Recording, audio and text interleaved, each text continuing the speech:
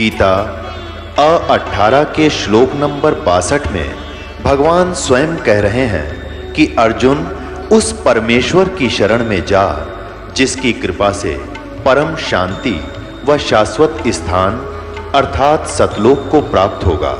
वो परमेश्वर कौन है, कहाँ है, कैसा है, जानने के लिए कृपया अवश्य सुनिए जगत गुरु तत्वदर्शी संत रामपाल जी महाराज के अमृत वचन।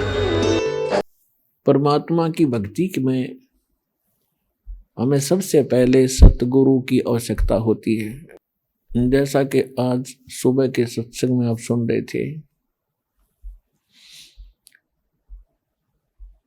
कि परमात्मा ही स्वयं अपना ज्ञान बताते हैं, सच्चा ज्ञान बताते हैं, अपनी जानकारी देते हैं। अपने द्वारा रची हुई सृष्टि को वही स्वयं आकर ज्ञान बताते हैं, उसी को जानकारी देते हैं।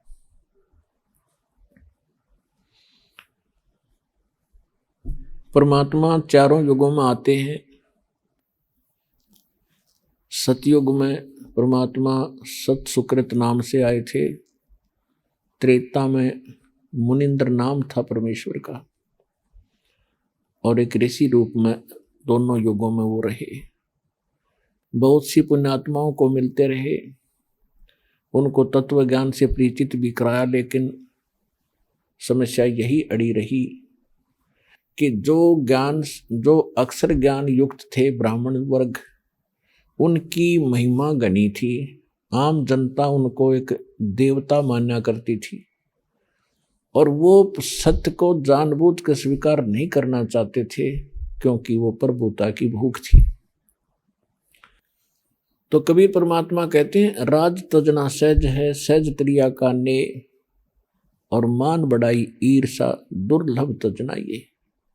पर इनके तजे बिना भगवान मिले नहीं। तो परमेश्वर प्रत्येक युग में आए हैं, और द्वापर के अंदर वो करुणामय नाम से प्रसिद्ध हुए, और कलयुग में वो परमात्मा कबीर नाम से आए। और ये कबीर नाम परमात्मा का वास्तविक नाम है। बाकी अन्य वो अपने नामांतर करके प्रत्येक युगों में आते हैं, लेकिन कलयुग में हम इतने पापग्रस्त हो जाते हैं, हमारे पुण्य कति समाप्त हो जाते हैं, इसलिए परमात्मा यही नाम लेकर आते हैं। और परमात्मा का नाम बार बार बोलने से वैसे भी आत्मा पवित्र होती है। तो इस प्रकार परमात्मा ने बताया है कि चारों सतयुग में सत सुकृत कह टेरा, त्रेता नाम मुनिंदर मेरा, द्वापर में करुणा में कहाया, कलयुग नाम कबीर धराया। जब कलयुग में परमात्मा आए, संवत 1455, सन 1398, संवत 1455 ज्येष्ठ सुदी पूर्णमासी, जेठ उतरते की पूर्णमासी को दिन में सुबह, यानी सुबह सुबह ब्रह्म मुहूर्त में सूर्य उदय होने से लगभग 1.5 घंटा पूर्व के समय को ब्रह्म मुहूर्त कहते हैं। तो पुण्यात्माओं, परमात्मा कहते हैं जो जन मेरी शरण है, ताका हूं मैं दास, गेल गेल लाग्या फिरूं, जब तक धरती आकाश।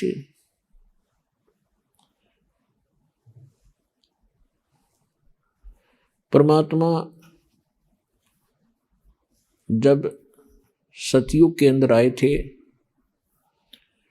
उस समय एक विद्याधर नाम के ब्राह्मण थे, उनकी पत्नी दीपिका थी। उनको वो निसंतान थे। परमात्मा उनको एक तालाब में मिले थे, कमल के फूल पर। सतलोक से आते हैं, शिशु रूप धारण करते हैं, एक लीला वो ऐसी करते हैं। तो उस समय ब्राह्मण के घर जन्म होने से, ब्राह्मण के घर परिवर्तन होने से वो ऋषि कहलाए। त्रेता युग में फिर वही ब्राह्मण और ब्राह्मणी वेद विज ब्राह्मण हुआ और सूर्या वो दीपिका वाली आत्मा हुई। परमात्मा फिर उनको मिले। आगे चल के फिर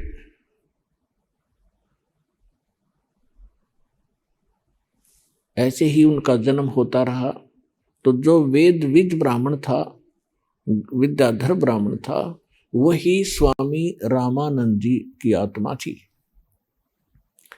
अब परमात्मा कहते हैं जो कभी मेरी एक बार शरण में आ गया, मेरे संपर्क में हो गया, उसको मैं पार करके छोड़ूंगा। तो पुण्यात्माओं, ऐसे ही आपके साथ परमात्मा बहुत युगों से है और आपका सौभाग्य है कि आज आपको परमात्मा ऐसे समय पर ले आया है, मनुष्य जीवन दे दिया है, प्राप्त करा दिया है कि शायद ये असंख्य युगों के बाद ये समय प्राप्त होता है। आप इस ज्ञान से परिचित होगे, परमात्मा के विधान से जब परिचित होगे,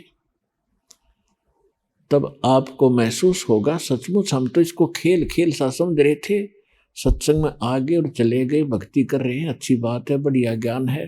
लेकिन जब ज्ञान की गहराई में आप जाओगे, आप हक्के बक्के रह जाओगे। ये हो क्या रहा है? वही भगवान बड़ी दया करी दाता, हमने कौन से जन्म में ऐसे पुण्य किए थे जो आज हम ऐसे अनमोल नाम और अनमोल ज्ञान और ऐसे अनमोल भगवान की शरण में और ये मंत्र जाप कर रहे हैं। ये आपके युगों युगों के पुण्य आपके साथ है। आज बेशक कोई घसियारा है, कोई मजदूर है, चाहे बेशक रोग से ग्रस्त है, वो पाप कर्म आपके पिछले जन्म जन्मांतर के हैं, लेकिन आपके भक्ति के जो अंक हैं वो भी निराले हैं, अद्भुत हैं। और आपको वो दुख आपका वरदान बन गया जो सतलोक आश्रम बरवाला जिला हिसार हरियाणा में आपको ले आया।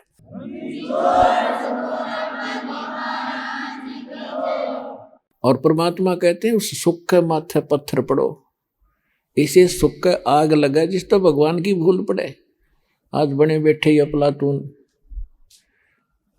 कोई मंत्री, कोई एमएलए, कोई और बड़े आईएएस आईपीएस डॉक्टर इंजीनियर, और भूल गए भगवान। उनको झांक के देखना चाहिए अपनी पिछली दूसरी तीसरी चौथी पांचवी पीढ़ी पर, उनके पूर्वज कैसे रहा करते थे, कितना सिंपल उनका रहन सहन था, कितनी नेक आत्मा थी, कितना उनमें सद्भावना थी, कितने पापों से डरने वाले थे। और आज माया का ये भांग पी ली हमने और अहंकार भर गया। आज अफलातून बना बैठा, कल मृत्यु हो जाएगी उस इंजीनियर की, आईएएस आईपीएस की, मंत्री प्रधानमंत्री की, अगले जन्म में कुत्ता बना घूम रहा होगा। तो ये दुख अब याद दिलाए जा रहे हैं, इस पर विचार करना पड़ेगा, नहीं तो बहुत दुर्गति हो जाएगी इस जीव की। तो परमात्मा कहते हैं मैं गेल गेल लाग्या फिरता हूं, जब तक परमात्मा कहते हैं जब तक तुझे पार नहीं कर लूंगा, इतना दम ले लूंगा। तो आपका तो वो समय आ गया, आप इनका पार हो जाओगे। परमात्मा का बहुत सा काम घट गया, आपके साथ योगों से भटक रहे हैं। 600 वर्ष पहले आए थे परमात्मा और 64 लाख शेष हो गए थे कबीर भगवान के। 64 लाख शेष, एक धानक के, एक जुलाहे के, एक झोंपड़ी में रहने वाले मजदूर के, और 64 लाख शेष हो जाना, जिसको आज हम एक भगत और संत कह के उसकी फाइल क्लोज कर रखी थी हमने। इन नकली आचार्यों और शंकराचार्यों के अज्ञान के आधार से हम लाल को कौड़ी में डालकर, कुर्डी में डालकर, लाल को कुर्डी में फेंक रखा था कूड़े में, और कौड़ियों की गठड़ी बांध रखी थी, बैंक बैलेंस बना रखा था। वह भूल थी, अब वो भूल मिटेगी। तो पुण्यात्माओं, जब परमात्मा द्वापर युग में आए थे, उस समय एक सुपच नाम के, सुदर्शन नाम के एक वाल्मीकि थे, और परमात्मा को एक वाल्मीकि दंपत्ति जो निसंतान था वो वैसे उसको उठा लाए थे। परमात्मा ने शिशु रूप धारण कर किया था और कमल के फूल पर वो विराजमान होते हैं। प्रत्येक युग में एक लीला वो ऐसी करते हैं। उनका नाम, उसके वाल्मीकि का नाम था भिक्खु, उसकी पत्नी का नाम था गोदावरी। और सुदर्शन के जो माता पिता थे वो उन्होंने परमात्मा का नाम नहीं ग्रहण किया था। जब परमेश्वर द्वापर युग के अंदर एक लीला कर रहे थे, सुदर्शन को यह बात समझ में आ गई थी। सुदर्शन जी कौन थे? वो सुदर्शन वो थे, सुपथ सुदर्शन, जिन्हों के बारे में हम सुना करते थे कि पांडवों ने एक अश्वमेध यज्ञ किया था, उनका यज्ञ संपूर्ण नहीं हुआ था और सुपच नाम के एक भगत ने, सुदर्शन सुपच ने वो यज्ञ पूर्ण की थी। तो वो सुपच सुदर्शन परमेश्वर कबीर जी के शिष्य थे और परमात्मा कबीर जी ही उस अपने भगत की इज्जत रखने के लिए उसका रूप बना के पांडवों की यज्ञ में गए थे और तब उनका शंख बजाया था। आज का जो विषय है, हम कुछ और विषय पर आपको सत्संग सुनाने जा रहे हैं, इसको विस्तार से नहीं बताएंगे। तो ऐसे भक्त थे वो।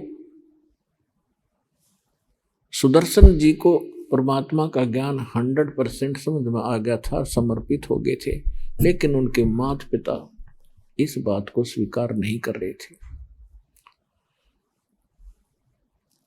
सुदर्शन के माता पिता की मृत्यु होगी। सुदर्शन को जब सतलोक जाने का समय आया तो परमात्मा ने पूछा, क्यों भक्त सतलोक जाना चाहते हो? कहने लगा, महाराज आपकी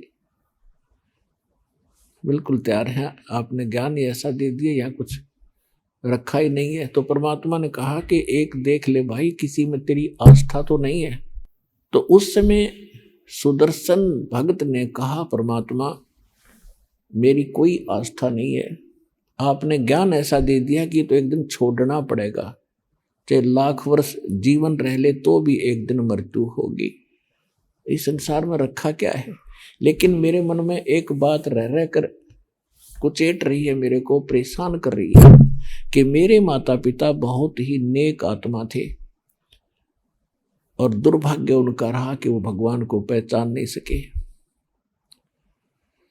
आपने भी बहुत उनसे विनय करी दीक्षा लेने की और मैंने भी जी तोड़ प्रयत्न किया अपने माता पिता से प्रार्थना करके नाम लेने की, परंतु उन्होंने दीक्षा ना दी। हे परमात्मा, मेरी एक हार्दिक इच्छा और प्रार्थना है कि उन पुण्यात्माओं को किसी जन्म में अवश्य ग्रहण करना, शरण में लेना दाता, जब उनका मनुष्य जीवन हुआ हो। मेरी यही एक तमन्ना है। परमात्मा ने सोचा कि अभी बच्चा कच्चा है, जहां आशा ता बासा हुई, माता पिता में ममता है और ये पार नहीं हो सकता जब तक इच्छा आपकी रहेगी संसार की। ठीक है, भक्ति जो कर रहे हो ये आपका बैंक बैलेंस बन रहा है, इसमें कोई शक नहीं। बहुत पूंजी इकट्ठी हो रही है भक्ति धन की, लेकिन पार नहीं हुए तो फिर यही रह जाएंगे। और तो इस कमाई का करेंगे क्या? फिर कभी स्वर्ग में जाएंगे, राजा बन जाएंगे, कोरे कर्म बिगाड़ेंगे अपना कर्म फोड़ के, और फिर पृथ्वी पर ऐसे ही निर्धन बनकर घूम रहे होंगे। तो परमात्मा ने सोचा कि ये जीव इतना पुण्यात्मा है, फिर भी इतना ज्ञान समझाने के बाद भी आज माँ बाप के चक्कर में यो फिर फंस गया।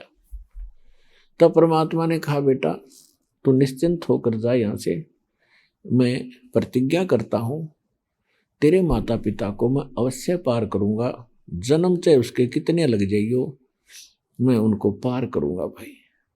तब सुदर्शन को विश्वास हुआ कि जो परमात्मा ने बोल दिया वो फाइनल है। तब वो सतलोक जाने के योग्य हुआ।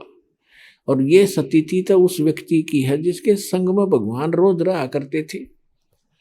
तो पुण्यात्माओं, आपको उनको विश्वास इतना नहीं हो पा रहा था कि सचमुच गॉड है, परमात्मा है। तो दास का उद्देश्य ये है कि आपके हृदय में सबसे पहले ये जचा दूं कि कबीर इज गॉड। जब परमात्मा भगवान कबीर साहब परमात्मा है तो फिर बात ही खत्म है। उनके सारे ज्ञान सही, उनका विधान सही, उनकी जो साधना बताई वो भी श्रेष्ठ होगी, और जो उन्होंने स्थान बताया वो भी सच्चा पावेगा, सत्य मिलेगा।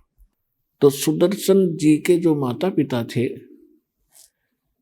वो अगले जन्म में ब्राह्मण और ब्राह्मणी के घर, ब्राह्मण के घर जन्म हुआ। दोनों का पुनः संयोग पति पत्नी का हुआ। उनके बच्चे फिर भी नहीं थे। इससे पहले भी उनके 1-2 जन्म हो चुके थे, लेकिन हम शॉर्ट में बताएंगे आपको, संक्षिप्त में, जो हमने आवश्यक है। तो काशी के अंदर उनका जब जन्म था, गौरी शंकर सुपच के, सुदर्शन के माता पिता का नाम था, और सरस्वती उसकी माँ का, यानी वही आत्माएं थी, गौरी शंकर और सरस्वती। ब्राह्मण थे, बहुत ही नेक आत्मा थे, भगवान शिव के पुजारी थे, और भगवान शिव की जो शिव पुराण की कथा करा करते थे, और निस्वार्थ भाव से कथा करते थे, किसी को मिसगाइड नहीं करते थे।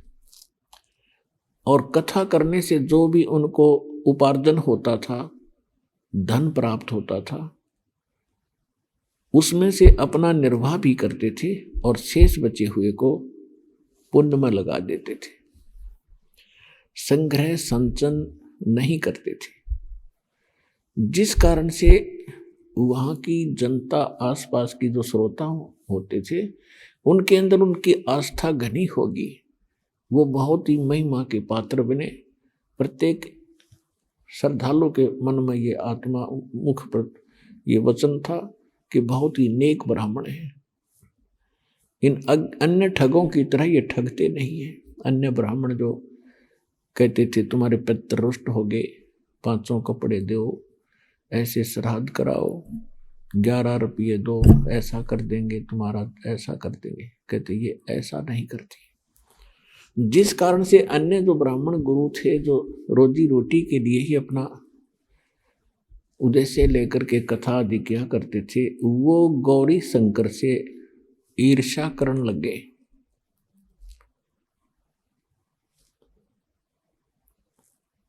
कि इसने तो हमारा रोजगार ही बंद करने को जा रहा है।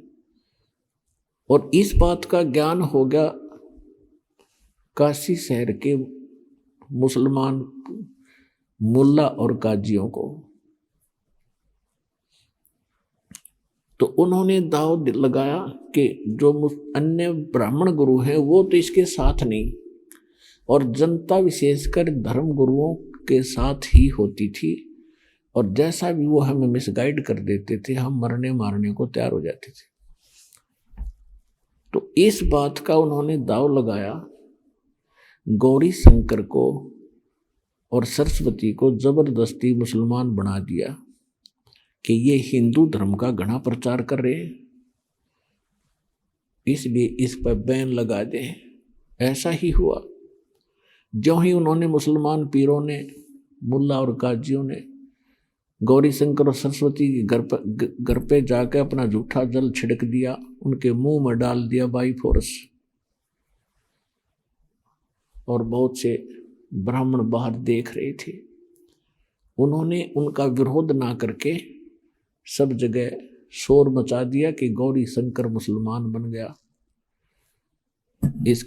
इसको जाति से बाहर कर दो, इसका भाईचारा बंद, कोई इनसे बात नहीं करेगा, ये मुसलमान हो गया। और गंगा में स्नान, गंगा घाट पे स्नान करना बंद।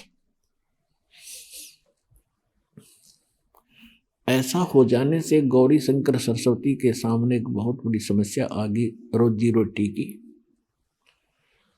तो उन्होंने क्या किया कि सस्ते से सस्ता कौन सा काम है जो बगैर किसी पैसे से स्टार्ट हो सकता है। उन्होंने जुलाहे का काम शुरू कर दिया। जुलाहे के काम में 4-5 एक डंडे से गाड़ने होते हैं, और उन्होंने वो जुल्हे का काम शुरू कर दिया। वो मुसलमान बना दिए गए, लेकिन अंदर से वो भगवान शिव की पूजा फिर भी कर रहे थे।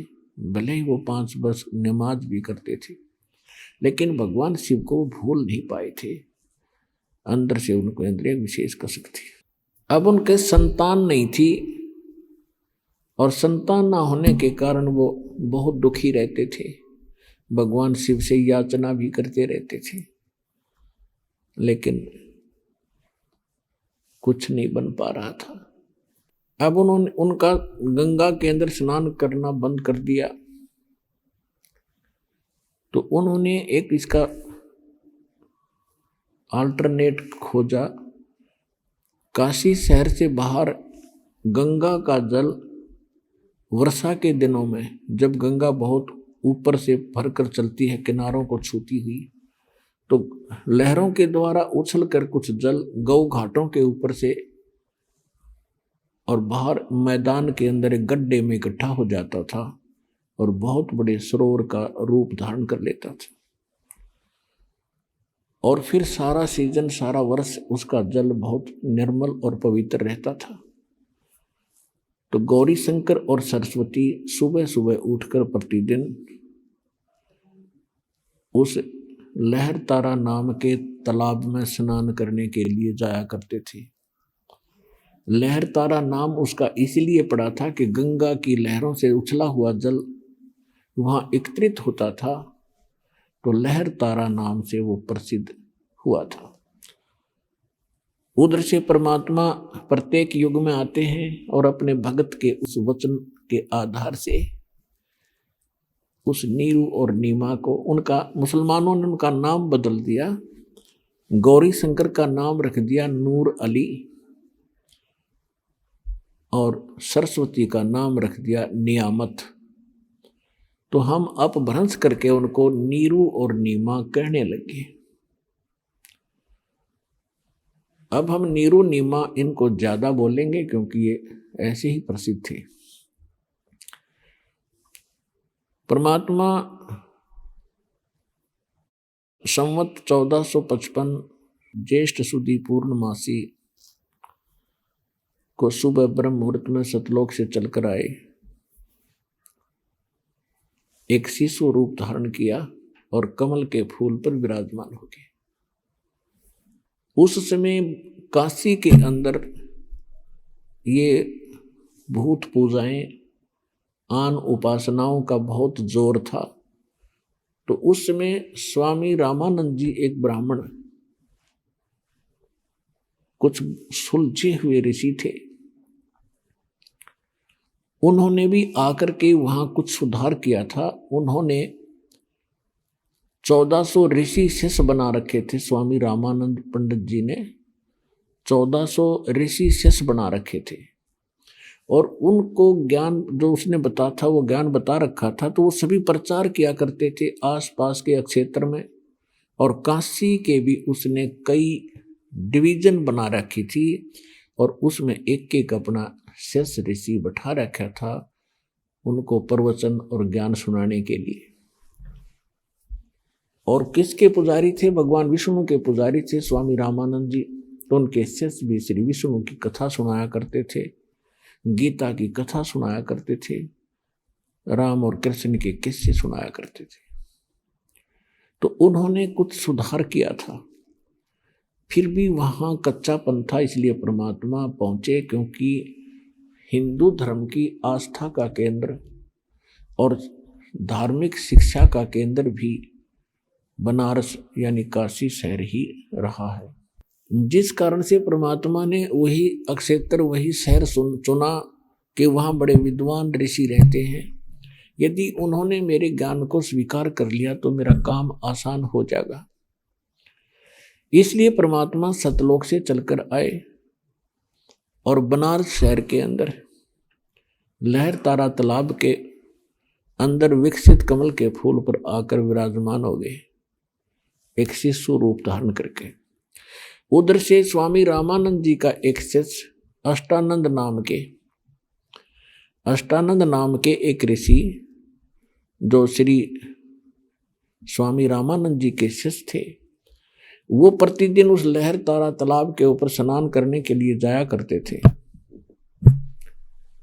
और कुछ देर वहां बैठकर उस शांत प्रिय अक्षेत्र में अपने गुरुजी के द्वारा बताई गई साधना को किया करते थे।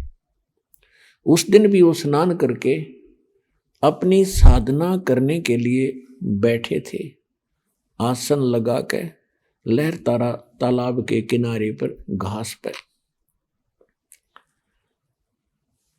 उधर से परमात्मा सतलोक से चलकर आए, एक शिशु रूप धारण करके। उनका बहुत तेज था। अब अष्टानंद जी अपना क्रिया साधना करने में तत्पर थे। उनकी अचानक दृष्टि आकाश में गई कि ऊपर से ये प्रकाश कैसे आ रहा है, कितनी गति से आ रहा है। उसने जो ही आसमान में देखा, उसकी आंखें चरम दृष्टि उस प्रकाश को सहन नहीं कर सकी। वो प्रकाश का गोला सा दिखाई दे रहा था।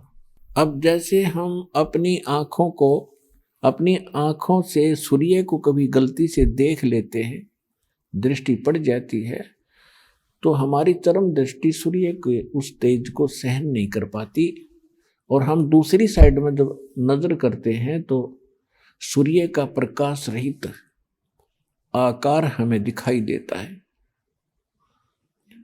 ठीक यही स्थिति थी उस अष्टानंद ऋषि की हुई कि उसने देखा था एक प्रकाश का गोला, उसकी आंखें सहन नहीं कर सकी उस तेज को, और जो ही उसने आंखें बंद करी और साइड में की तो क्या देखा, एक नवजात शिशु देखा, एक बालक का उसमें चित्र दिखाई दिया।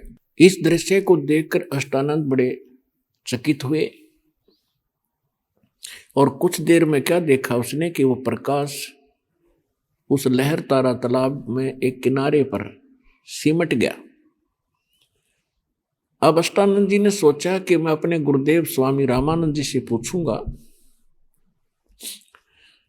कि ये आज मैंने क्या देखा, ये मेरी कोई भक्ति की उपलब्धि है या मेरी कोई गलत फहमी बन गई है, मेरी कोई भ्रमणा है, संशय है। वो वहां से उठकर आ गया। उधर से आकर उसने अपने गुरुदेव जी से कहा कि गुरुदेव, आज आपके शिष्य ने ऐसे ऐसे साधना काल में, साधना समय में एक प्रकाश देखा, आकाश से बहुत तेज गोला आ रहा था, और जब मेरी आंखें सहन नहीं कर सकी तो मैंने आंखें बंद कर ली। उसमें एक नवजात शिशु का रूप देखा। हे परमात्मा, हे गुरुदेव, ये मेरी कोई आंखों का दृष्टि दोष है या कोई और परमात्मा की लीला है, मुझे बताइए। तो स्वामी रामानंद जी ने कहा कि बेटा, ऐसे लक्षण उस समय होते हैं जब ऊपर के लोकों से कोई अवतारी शक्ति धरती पर जन्म लेने के लिए आती है, तब तारा सा टूटता है। ऐसा ही तुझे दिखाई दिया होगा। तो शिष्य ने कहा हाँ जी, ऐसा ही था। तो वो यहाँ जन्म लेगा किसी माँ से और अपनी जो लीला करने के लिए आए हैं वो करेंगे। बेटा, ये तेरी भक्ति की उपलब्धि नहीं, ये तो कोई संयोग था उस महापुरुष के ऊपर से आने का। अब रामानंद जी स्वामी जी को जो ज्ञान था, उसको इतना ही ज्ञान था कि जितने भी यहाँ अवतार आए हैं वो अपनी माँ से, वो किसी माँ से ही जन्मे हैं। इसलिए उसने अपने शिष्य को अपने विचार आधार से संतुष्ट किया, उसकी शंका का समाधान किया। उधर से नीरू नीमा प्रतिदिन की तरह स्नान करने के लिए वहां से चले लहर तारा पर। तो उससे पहले दिन उस नीमा के घर कोई रिलेटिव आ गया था, नीरू के घर पे। उसके साथ उसकी धर्मपत्नी भी आई थी, बच्चे भी आए थे। तो उसने रात्रि के समय अपनी उन नीमा से बहुत कुछ बातें की और कहा कि आपको संतान नहीं दी अल्लाह ने, और आप अर्ज करो अल्लाह से, एक पुत्र तो होना ही चाहिए था, बगैर पुत्र की गति नहीं होती। ऐसी ऐसी उन्होंने बातें बताई। अपने आत्माओं, ये ज्ञान अध्यात्म ज्ञान है, तत्व ज्ञान है, गॉड गिवन स्पिरिचुअल नॉलेज है। हम उस व्यक्ति को एक भाग्यवान मानते थे जिनका संतान हो, और संतान में भी पुत्र हो तो वो लकी है, अगर लड़की है तो भी हम उसको भाग्यवान नहीं मानते थे। ये हमारे धर्मगुरुओं की काल के प्रेरणा से उन्होंने हमारे अंदर ऐसी जो है मंद बुद्धि ऐसी भ्रमणा पैदा कर रखी थी हमारे अंदर कि जिनका संतान ना होती उनका तो जीवन हराम रहता था पूरी लाइफ में, और जिनका पुत्र ना होता उसको डरा डरा कर मार देते कि पुत्र बिना गति नहीं हो सकती। तो इस तरह की वे बातें हमें मूर्ख बनाने के लिए वो अज्ञानी बताया करते थे। और संसार का यानी जगत और भगत का आपस में जो विरोध रहा है उसका कारण यही रहा है कि जो अध्यात्म मार्ग के विचार हैं वो संसार के विचारों से भिन्न होते हैं, उनके कति विपरीत होते हैं। अब परमात्मा के तत्व ज्ञान के आधार से दास आपको बताएगा कि जिनका संतान नहीं है वो परमात्मा के विधान अनुसार और उन्होंने मोक्ष मार्ग मिल गया है तो वो सबसे लकी हैं, सबसे भाग्यवान हैं। और ये ना समझना कि जिनका संतान है वो भाग्यवान नहीं है, नहीं। संतान और परिवार का होना हमारे संस्कार हैं। एक बार सुखदेव ऋषि जो थे माँ के गर्भ में 12 वर्ष रहे। माँ के गर्भ से वो बाहर नहीं आए क्योंकि माँ के गर्भ में ये पता रहता प्राणी को कि मैंने कितने जन्म खो दिए बिना भक्ति के, और बाहर आते ही या भूल पड़ जाती है तो उसको ज्ञान था कि तीनों गुण रजगुण ब्रह्मा सतगुण विष्णु तम गुण शिव जी का जो प्रभाव है बाहर आते ही त्रिगुणमयी माया से जीव मूर्छित हो जाता है। इसकी सब यादाश्त चेतना पिछले जन्म जन्मांतर की समाप्त हो जाती है। इसको नए सिरे से शिक्षा दी जाती है, ये तेरा दादा है या तेरी दादी है, ये तेरा चाचा, ये तेरा ताऊ है, तेरा ये नाम है, ये तेरे माता पिता है। कुल कुटुंब के लोगों की जानकारी उनको फिर धीरे धीरे दी जाती है। वो पिछली अपनी सब यादाश्त खत्म कर देता है। इतने जबरदस्त अटैक होता है इसके बाहर आते। तो सुखदेव ऋषि माँ के गर्भ से 12 वर्ष तक बाहर नहीं आया। ब्रह्मा विष्णु महेश की विशेष प्रार्थना पर तब उसने एक प्रतिज्ञा कराई कि आप कुछ देर अपनी माया को रोको तब मैं बाहर आऊं। तो उन्होंने भी कहा ब्रह्मा विष्णु महेश जी ने कि हम ज्यादा समय तक माया को नहीं रोक सकते, हमारा शरीर फट जाएगा, हम केवल इतनी देर रोक सकते हैं, फ्रिक्शन ऑफ सेकंड। तो सुखदेव जी ने कहा आप इतनी ही देर रोक लीजिए। तभी वो माँ के गर्भ से बाहर आया और उसको चेतना बनी रही कि भगवान मनुष्य जीवन केवल परमात्मा प्राप्ति के लिए मिला है। यहाँ जो भी हमारे रिलेशन हैं, हमारे जो नाते हैं, ये संस्कार से जुड़े हैं। तो ब्रह्मा विष्णु महेश अंतर्ध्यान हो गए। जब उनके पिता, क्योंकि वेद व्यास ऋषि हुए हैं, उनकी पत्नी के गर्भ से सुखदेव ऋषि का जन्म हुआ था। वेद व्यास जी बड़े विद्वान पुरुष थे। उनको पता था कोई योगी पुरुष है मेरी पत्नी के गर्भ में और 12 वर्ष से बाहर नहीं आ रहा है, तो ऐसे भगवान पुत्र के मैं दर्शन करूंगा, ऐसा अच्छा पुत्र मुझे प्राप्त होगा। इस आशा में वो 12 वर्ष तक उसकी इंतजार करता रहा। जब सुखदेव ऋषि माँ के पेट से बाहर आया और अपनी और नाल को कंधे पर डाल कर ऐसा ही उठकर चल पड़ा, बाहर आते ही 12 वर्ष का शरीर बन गया। अंदर सूक्ष्म शरीर से छोटे बालक का रूप था। अब व्यास ने कहा बेटा, क्योंकि माँ के गर्भ में जब सुखदेव था तो उसकी माता को कोई परेशानी नहीं थी जो गर्भ के दौरान हुआ करती है माताओं को। तो जिस कारण से उस माँ ने कहा था कि इस पुत्र का नाम मैं सुखदेव रखूंगी।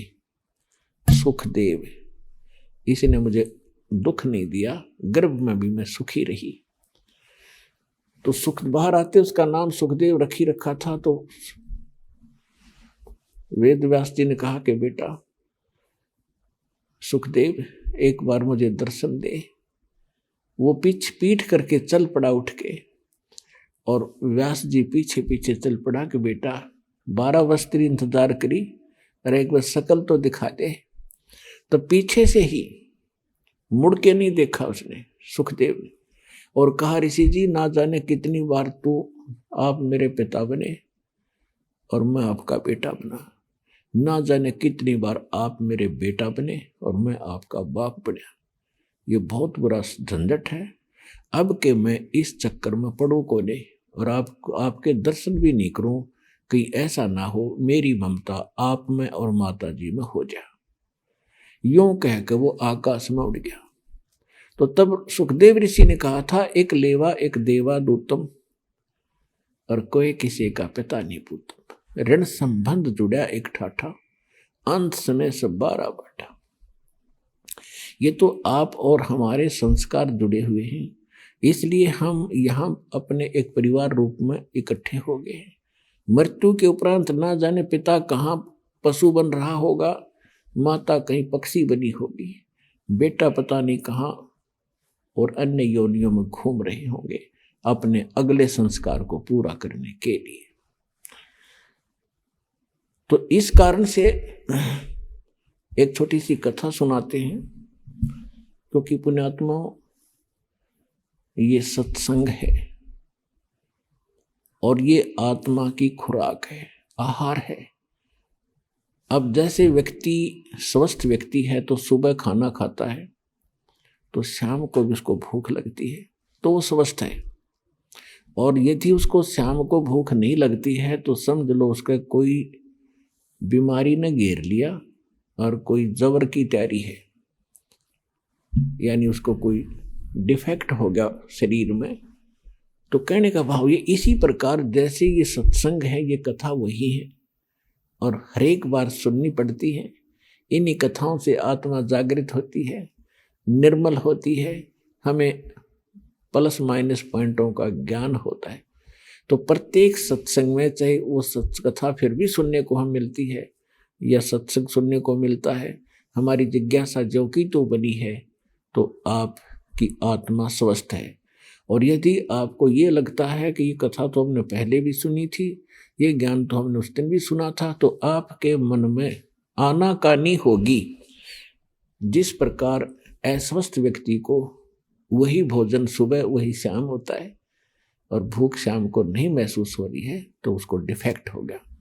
तो कहने का भाव ये है कि उसका फिर ट्रीटमेंट क्या है कि अनिच्छा होगी भक्ति में तो खाने में, तो उसके लिए औषधि खानी पड़ती है जो कड़वी ही होती है और फिर वो ठीक होता है। तो फिर वो धीरे धीरे रोटियां मीठी लगती है। इसी प्रकार इन कथाओं को 100 बार सुने और सुनने के बाद इस पर गहराई से जोर से विचार करें, तब तो सत्संग सुनने का लाभ है। तो एक बार एक व्यक्ति को एक पुत्र प्राप्ति के उपरांत उसकी पत्नी की मृत्यु होगी। उसने दूसरी शादी कराई, किसान था, उससे एक पुत्र उत्पन्न हुआ और फिर उस किसान की भी मृत्यु होगी। बड़े वाले लड़के का विवाह कर दिया था, उनके कोई संतान नहीं थी बड़े वाले लड़के के। छोटा जो दूसरी माँ से उत्पन्न हुआ था वह माँ भी मर गई और वो पिता भी मर गया उसका। अब बड़े का विवाह हो गया था तो वो छोटे वाला कुदरती थोड़ा सा बीमार हो गया। दूसरी माँ से जो उत्पन्न हुआ था, जमीन बहुत थी तो उसने बीमारी का इलाज कुछ दिन करवाया उस बच्चे का। फिर उनके मन में दोष पैदा हो गया। दोनों पति पत्नी ने मिलकर के स्कीम बनाई कि इसको विष दे दें छोटे वाले को और सारी संपत्ति अपनी हो जाएगी। सबको मालूम है ये अस्वस्थ है, किसी को शक भी नहीं होगा। ऐसा ही कर दिया। एक दूर देश के डॉक्टर से बात की, उसने उस समय 500 रुपये मांगे और उसको विष दे दिया, लड़का मर गया। अब खुशी का ठिकाना नहीं, क्योंकि एक तो पैसा लग रहा था वो बच गया। कुछ दिनों के बाद, 1 वर्ष के बाद उनका लड़का हो गया, पुत्र उत्पन्न हुआ। खुशी का ठिकाना नहीं, और उसको खूब लाड प्यार से खिलावे पिलावे, चंद दिनों में वो युवा हो गया। यानी 16-17 वर्ष का जब वो हो गया, उसका विवाह कर दिया।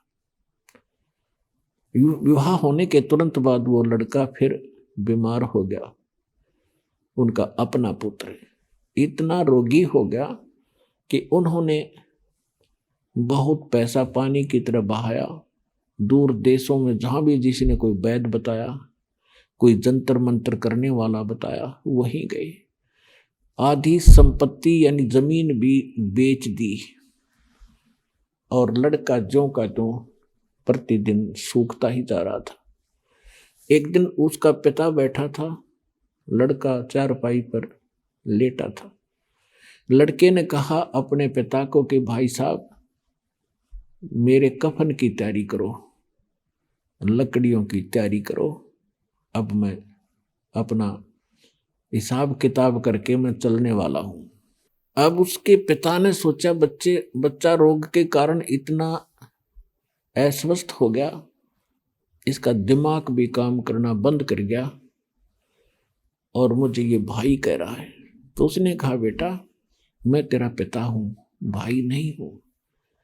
वो लड़का कहता है कि मुझे पता है तू क्या है, मैं तेरा वो भाई हूं जो तेरे पुत्र रूप में जन्में हूं, जिसको तुम दोनों ने मिलकर और विष देकर मारा था।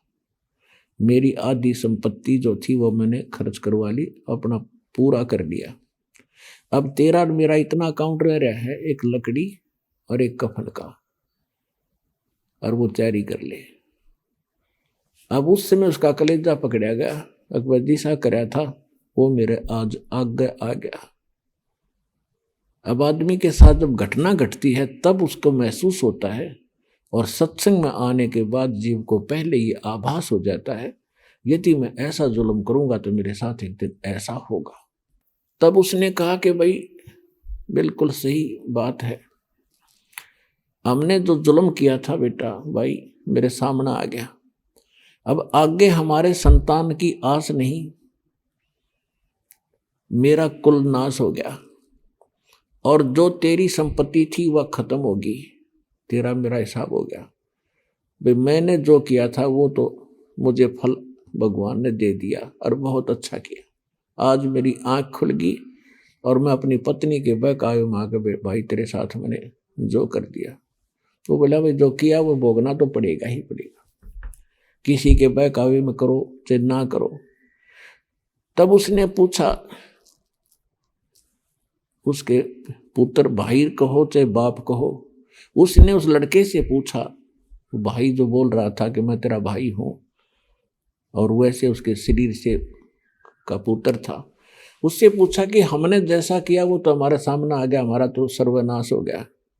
अब कुल नाश हुआ, संतान आगे है नहीं, लेकिन एक बात बता, जो तेरी पत्नी है इसने क्या दोष अपराध कर दिया? उसमें सती प्रथा थी, और सती प्रथा के तहत उसमें क्या होता था, यदि किसी लड़की का पति मर जाता था उसको सात चिता में जिंदा फूंका करते थे। तो उसने कहा कि इसका क्या दोष है जो तेरे साथ ही जिंदी जलेगी? तब उसने बताया कि वो डॉक्टर कहाँ है, जिसने वैद्य कहाँ, जिसने मुझे विष दिया था। तो उसके पिता ने बताया कि वो तो तेरी मृत्यु के उस समय तेरी मूर्ति को के 4 वर्ष उपरांत मर गया था। तो उस लड़के ने बताया कि ये वही डॉक्टर है, वही वैद्य है जो आज यह मेरी पत्नी बनकर आया है।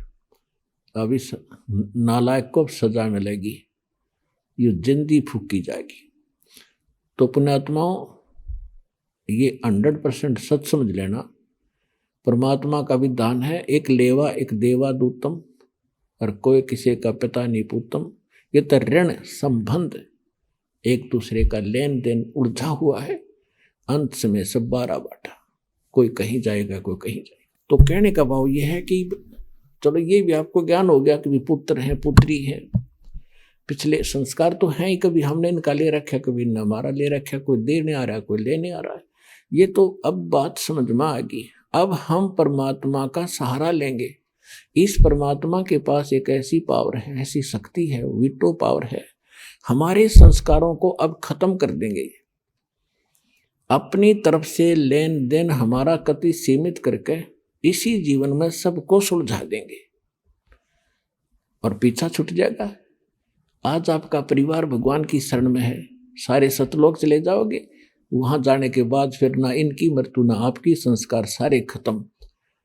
जैसे गीता ज्ञानदाता 18वें अध्याय के 66वें श्लोक में कहता है कि सर्वधर्मान परित्यज्यमाम एकम शरणम व्रज अहम तवा सर्व पापे भयमुक्षामि मा शुच।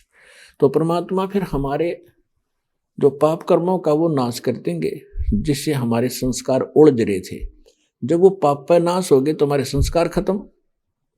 जब ही सतनाम हृदय धर्यो भयो पाप को नाश, जैसे चिंगारी अग्नि की बाई पड़े पुराने घासे। आपके असंख्य जन्मों के संस्कार परमात्मा कहते 1 सेकंड में फूक दूंगा। जैसे हजारों टन घास पड़ा हो सूखा, उसमें एक माचिस की सींक लगा दे, वो सारा राख डलकर ढेर हो जाएगा और चलेगी तेज हवा, फूक दिया जाए उड़ जाएगा।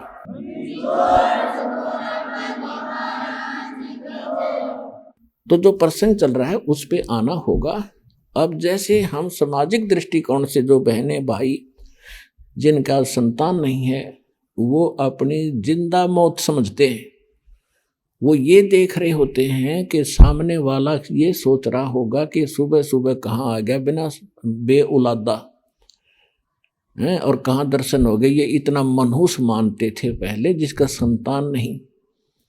और भगवान के ज्ञान से अब आपको पता चलेगा वो बुरे नहीं, उनका कोई संस्कार था ही नहीं जिसके कारण वो कोई उनका आपस में ऐसा कोई संस्कार फंसा नहीं था। वो तो कति फ्री है आज के दिन इस अध्यात्म मार्ग के आधार से, परमात्मा के ज्ञान के आधार से। अरुण ने मिल जा भक्ति, वो तो गए जहाज में बैठ के। और उसी के पैरेलल आप भी ये ना समझना, आप भी अपना परिवार आपका नाम ले, परिवार ना ले सके कोई दिक्कत नहीं। जिसने यू ज्ञान मिल गया उसका संस्कार कति साफ कर दिया परमात्मा। और कोशिश करो अपने संपर्क में आए, भाई है, बहन है, माता है, पिता है, पत्नी है, पति है, कोशिश करो इस मार्ग से जोड़ने की। वो भगवान के बच्चे हैं, भ्रमित हैं, अज्ञानता में कष्ट पा रहे हैं और पाते ही रहेंगे जब तक ये ज्ञान ग्रहण नहीं करेंगे। तो कोशिश वो भी करो और आप भी पार होगे, क्योंकि आपको भी रास्ता वही मिल गया। अगर उनको रास्ता नहीं मिलता और जिनके संतान नहीं है तो वो क्या तड़फ करते हैं। इंसान मनुष्य तो कुछ दिनों में संतोष कर लेता है, लेकिन बहन बेटी जिसके संतान नहीं है उसको संतोष नहीं होता, क्योंकि समाज नहीं होने देता। और वो इसी कसक में मर जाती है कि मेरा संतान नहीं हुई। वो किसी बच्चे को गोद लेते हैं, कुछ दिनों के बाद वो बच्चा ब्याह होता है, ब्याह होने के बाद पत्नी आती है, तो उसमें मन मुटाव हुए बिना रहे को नहीं। ये तो अपने बच्चों और अपने पुत्र वधू उसके साथ भी हो जाता है घर में। तो फिर उसके मन में ये आता है, भगवान अगर मेरी संतान होती तो आज ये मेरे सामने ऐसे बोलता, ये मेरे सामने क्या ऐसे बोलती। बुद्धि भ्रष्ट कर रखी काल ना मारी। हर जिनके पुत्र वधू अपने ही है उनसे देख ले वो कितने सोड़ा माथा बोले आज के। तो कहने का भाव ये है कि फिर वो बहन मरते समय भी इसी कसक में मर जाती है कि हे भगवान मेरा संतान ना हुई, हे परमात्मा मेरा संतान ना हुई। और पूजा करें हम काल की, तो फिर अगले जन्म में यू काल कैसी दुर्गति करता है कि ले तेरी इच्छा थी संतान उत्पन्न करने की, उसको कुतिया का जन्म दे दिया। और इकट्ठे वो 8 पैदा कर रही है और फिर उसका जलूस निकाल रहा है और खुश हो रहा है कर ले पैदा कितने संतान चाहे तू।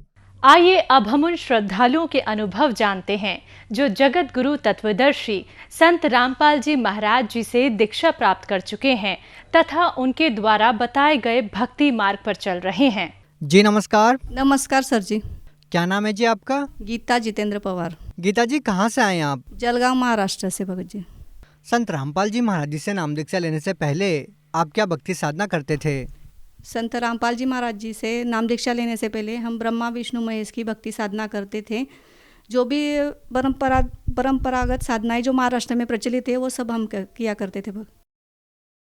गीता जी, जैसा कि आपने बताया कि पहले आप सभी हिंदू धर्म की पारंपरिक पूजाएं करते आ रहे थे, तो हम आपसे ये जानना चाहेंगे, जब आप ये सभी पारंपरिक पूजाएं करते आ ही रहे थे तो आपको संत रामपाल जी महाराज जी से नाम दीक्षा लेने की क्या जरूरत आन पड़ी? दोनों बच्चे मेरे हमेशा बीमार रहते थे। जैसे वो 15 दिन हम उनकी वजह से अस्पताल में रहते थे।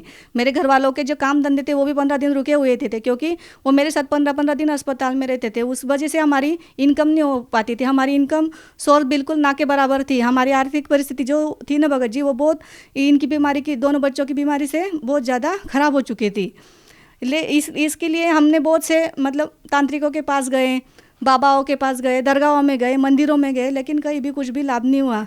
इसलिए हम मतलब एक चेक करने के लिए कि यहाँ जाके देखते हैं कि क्या लाभ होता है, इसलिए संत रामपाल जी महाराज जी के शरण में हम आए। तो क्या संत रामपाल जी महाराज जी से नाम दीक्षा लेने के बाद आपके जीवन की जो कठिनाइयाँ थी, आपके बच्चे को जो प्रॉब्लम थी, क्या वो ठीक हुई? हाँ जी सर जी। संत रामपाल जी महाराज जी से नाम दीक्षा लेने के बाद मेरे दोनों बच्चों को, जब से नाम दीक्षा संत रामपाल जी महाराज जी से हमने लिए हैं, तब से मेरे दोनों बच्चों बिल्कुल ठीक है। वो एक भी दिन अस्पताल में नहीं गई। अभी मतलब मेडिकल से आप 2 रुपए की भी दवाई उनको ला के दोगी सर्दी खांसी की तो भी वो ठीक हो जाते हैं। और मेरे जो घर वाले थे उनकी मतलब ये बच्चों की वजह से जो 15 दिन अस्पताल में रहते थे, उनकी वजह से नौकरी चली गई थी। मतलब वो काम पर नहीं जा पाते थे। इसके लिए फिर हमने संत रामपाल जी महाराज जी से प्रार्थना लगाई कि परमात्मा, मेरे भगत जी की नौकरी चली गई है, तो परमात्मा ने बोला कि आप चिंता मत करना, परमात्मा दया करेंगे, आप उनके चप्पल जूते मत उठाना, वो स्वयं आपको बुलाएंगे, ऐसा परमात्मा ने बोला था। फिर हमने वो बात वहीं पे छोड़ दी जो परमात्मा ने बोला, संत रामपाल जी महाराज जी ने बोला, उस पर हमको पूरा विश्वास था, इसलिए हमने कुछ नहीं किया। फिर थोड़े दिनों के बाद स्वयं ही मतलब थोड़े दिन कोर्ट में केस चला और उसके बाद हमारे भगत जी को जो नौकरी गई थी वो मेरे घर वाले को वापस मिल गई। तीसरा लाभ ये है कि मुझे अभी फरवरी 2021 में कोरोना हो गया था। तो पहले तो समझ में नहीं आया, ऐसा लग रहा था कि साधारण बुखार है, लेकिन बुखार उतर ही नहीं रहा था। मैं ज़्यादा दिन ब दिन मेरी तबीयत बिगड़ती जा रही थी। तो फिर मैंने बोला कि अब मैं बच नहीं पाऊँगी, ऐसा मेरे घर वाले को बोला मैंने। तो उन्होंने बोला कि चलोगे मतलब ब्लड टेस्ट करवा लेते। फिर हम ब्लड टेस्ट करके आए तो पता चला कि कोरोना है। फिर मैंने आके संत रामपाल जी महाराज जी से मन ही मन में आराधना की और दंडवत किया कि हे परमात्मा, अब आप ही मुझे बचा सकते हो, मेरे को नहीं लगता कि मैं अब बच पाऊँगी।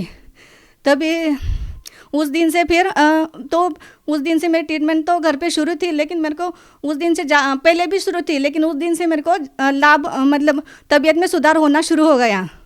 उस दिन रात में परमात्मा संत रामपाल जी महाराज मेरी स्वप्न में आए और उन्होंने मुझे आशीर्वाद दिया। फिर उस दिन से मेरी तबीयत ठीक होने लगी। और कोई लाभ? और जो मेरा बच्चा है उसको भूत बाधा का प्रॉब्लम था। पहले मतलब इतना नहीं, मतलब समझ नहीं आता था। वो बार बार कहता था कि मुझे भूत दिखाई देते, लेकिन मेरे को भूत पितर पे विश्वास नहीं था।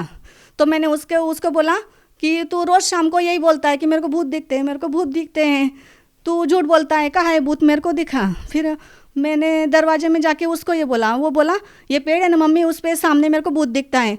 फिर मैंने उसको बोला दिखा कौन से पेड़ पे। फिर मैंने दरवाज़ा खुला किया तो सामने ही पेड़ था। फिर उसने बोला वाह भूत है मम्मी।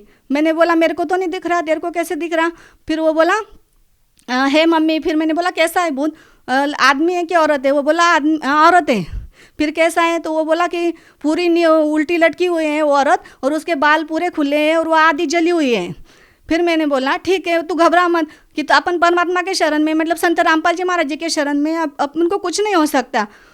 फिर मैंने उसको बोला कि उसको बोल परमात्मा को दंडवत करके कि संत रामपाल जी महाराज की जय, बंदी छोड़ सदगुरुदेव रामपाल जी महाराज की जय, ऐसा बोल। फिर उसने वही किया, परमात्मा संत रामपाल जी महाराज जी को दंडवत किया और वो बोलने रोता रहा और चिल्ला मतलब परमात्मा की जयकारा लगाता रहा। मैंने बोला जब तक कि वो दिखेगा नहीं तब तक परमात्मा के जयकारा लगाना। फिर वो जब वो जयकारा लगा रहा था वो अपने आप दिखाई देना बंद हो गया। फिर उस दिन से उसको भूत नहीं दिखा। परमात्मा की दया से, संत रामपाल जी महाराज जी की दया से मतलब हम किराए के मकान में रहते थे, हमको बार बार मकान बदलना पड़ता था, तो हम परेशान हो गए थे कि मतलब ये बच्चों का खर्च, अस्पताल का किराए का मकान, उसका किराया, इस वजह से हम परेशान हो गए थे। तो मैंने मन ही मन में परमात्मा से कहा, संत रामपाल जी महाराज जी से कहा कि परमात्मा दया करना, छोटी मोटी कोई भी झोपड़ी हो आप हमको दिला देना, आप जैसे रखोगे वैसे ही हम रहेंगे।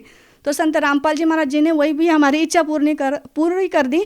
अभी 1 साल पहले ही परमात्मा ने संत रामपाल जी महाराज जी ने हमको नया मकान दिला दिया है। मेरा जो बच्चा है 12 साल का है, वो अभी जब हम संत रामपाल जी महाराज जी के शरण में आने से पहले वो काफ़ी ज़्यादा बीमार रहता था। किसी ने उस पर टोने टोटके कर दिए थे, उसकी मतलब हमको बता दिया था। हम सभी तांत्रिकों के पास जाते थे ना, तो वो बोलते थे कि इसकी आयु ज़्यादा नहीं है, 8 से 9-10 महीने बस यही इसकी आयु शिल्लक है। फिर हम सोचते कि हमारा एक ही बच्चा है और हमको बहुत दिन के बाद मतलब बच्चे हुए थे। शादी को 4-5 साल हो गए थे तभी बच्चे हुए थे। इसलिए फिर हमने जो हमारे पास सभी जो पैसे थे वो दोनों बच्चों के लिए लगा दिए थे। इसलिए हमारी आर्थिक परिस्थिति इतनी ख़राब थी, मतलब कोई हम दवाखाने के लिए मतलब अस्पतालों के लिए भी मांगेंगे तो कोई हमारा देने के लिए तैयार नहीं था। इस वजह से मतलब घर में टेंशन, झगड़ा ये सब चलता रहता था। लेकिन जब से संत रामपाल जी महाराज जी शरण में आए हैं तो तब से परमात्मा ने दया करके रखे हैं। घर में भी बहुत ज़्यादा बरकत है भगत जी।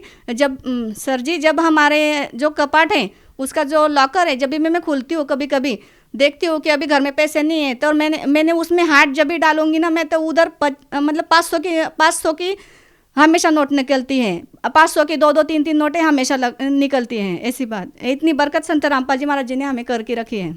गीता जी, जैसा कि आपने बताया कि पहले जो साधनाएं आप करते आ रहे थे उन साधनाओं को करने से आपको कोई लाभ नहीं मिला और संत रामपाल जी महाराज जी से नाम दीक्षा लेते ही आपको लाभ मिलना शुरू हो गए, तो इसके पीछे आपको क्या कारण लगता है?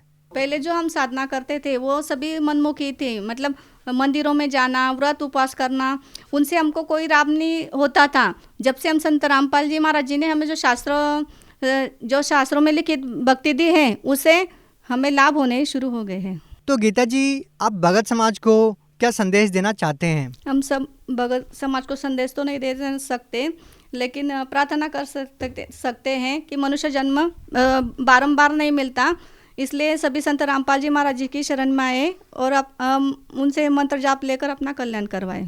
तो गीता जी, आप महाराष्ट्र के लोगों को अपनी मराठी भाषा में क्या संदेश देना चाहेंगे? मी सर्व माझ्या महाराष्ट्रातल्या बंधू भगिनींना प्रार्थना करू इच्छिते की तुम्ही जे दुःखी असाल किंवा म्हणजे आपण सर्वजण देवासाठीच भटकत आहोत, कोणी मंदिरांमध्ये, कोणी दर्ग्यांमध्ये, तर त्यांनी पूर्ण परमेश्वर संत रामपाल जी महाराज या पृथ्वीवर आलेले आहे, त्यांच्याकडून नामदीक्षा घेऊन आपले कल्याण करावे। अगर कोई व्यक्ति संत रामपाल जी महाराज जी से नाम दीक्षा लेना चाहते हैं तो वो कैसे ले पाएंगे? संत रामपाल जी महाराज जी के सब सत्संग सभी नेशनल चैनल पर चलते हैं। उसके नीचे नंबर फ्लैश होते हैं, आप वो नंबर पे कांटेक्ट करके अपने नज़दीकी नामदान सेंटर का पता करके वहाँ से नाम दीक्षा ले सकते हैं। जी, बहुत बहुत धन्यवाद। धन्यवाद।